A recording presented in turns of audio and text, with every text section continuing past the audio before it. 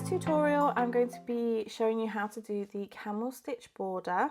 I'm using Karen's Simply Soft and a 5mm crochet hook, but of course you can use whichever yarn and hook you prefer.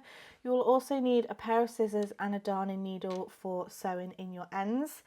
I'm going to leave a link in the description box, so click that show more button or the downward arrow if you're watching on a mobile device, and you'll find a link to the blog post with all of the information that you are going to need for this video, including the pinnable image so that you can save this to your Pinterest board for later. Don't forget to like and comment on this video, subscribe and click the bell button to be kept up to date with all of my latest videos. Before we get started, I do just want to point out that I have added a foundation border to this square.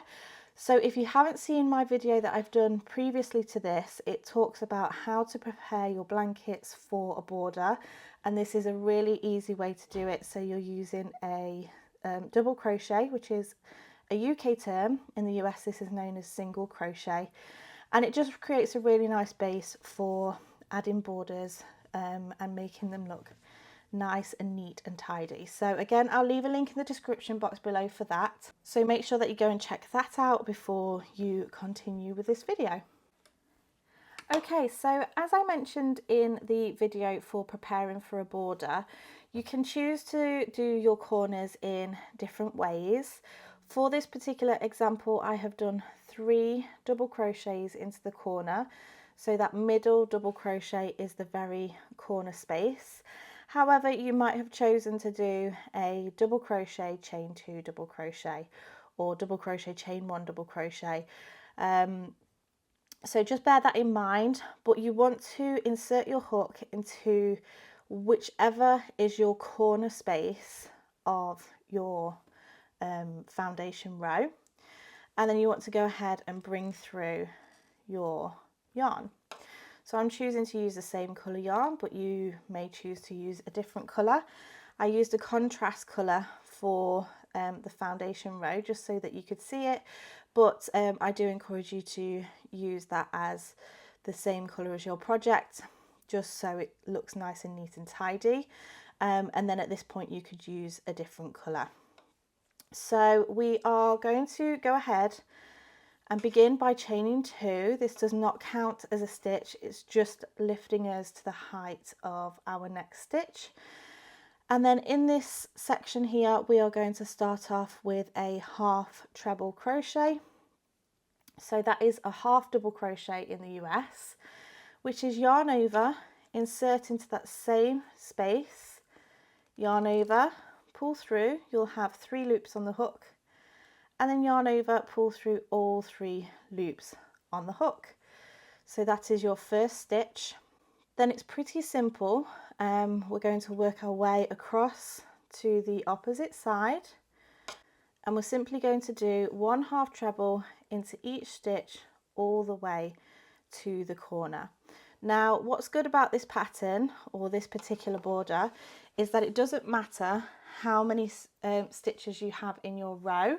You can do this in any amount of stitches, so it doesn't have to be calculated how many stitches you've got to your corner. So go ahead, work your way to the next corner. I'll show you how to work this corner and then continue.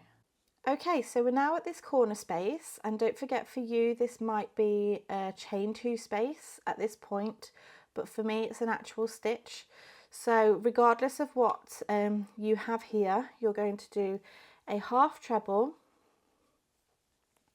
a chain 2 and a half treble into that same stitch. So that's always what we're going to do in the corners. You're going to rotate your work round, and then you're going to continue doing a half treble into each stitch all the way to the next corner. So you want to pause the video, work your way down the edge, work your half treble, chain 2, half treble into the corner, work the edge, work your corner stitches, and then work the last edge. And once you get back to the beginning section here, meet me back and I'll show you how to finish off. Okay, so once you've worked your way all the way round and you've met yourself back at this corner space, you want to go ahead and do another half treble into that space. Ignore that chain 2 that we did, and go ahead and chain 2 to make the corner and join with a slip stitch into the top of that first treble, half treble crochet, like so. So now we're going to move on to round 2. So we're going to chain 2, does not count as a stitch, and we're going to go ahead and start our camel stitch. So for the camel stitch, we work into the 3rd loop, or the back bar. If we were to go into a stitch normally, it would look like we have the front loop and the back loop here. If we twist the work, you can see that there also looks like there's some V's going across here, and this right here is your 3rd loop. So before we get started with those stitches, we're going to do 1 half treble into that corner chain 2 space, and then we're going to move on to the half treble into that 3rd loop, that back bar of your stitch, like so.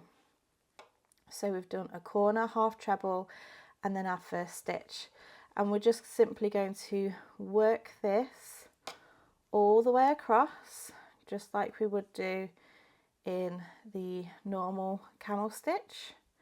Once you start to add a few stitches, you'll see that that third loop actually becomes a bit more visible, because the stitches automatically get turned to face you. So you're simply going to work this all the way across until you get to your next corner, and then meet me back once you're ready. Okay, so now you've worked your way to your last stitch of this edge, we're going to work the corner.